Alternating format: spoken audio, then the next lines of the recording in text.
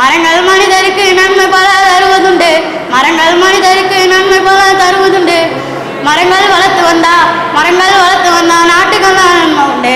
மரங்கள் வளர்த்து வந்தா நாட்டுக்கெல்லாம் நன்மை உண்டு. மரம் வளர்க்கணும் நம்ம வீட்டுக்கு ஒண்ணுதான், அதை பேணி காக்கணும் நம்ம நாட்டுக்காகத்தான். மரம் வளர்க்கணும் நம்ம வீட்டுக்கு ஒண்ணுதான், அதை பேணி காக்கணும் நம்ம நாட்டுக்காகத்தான்.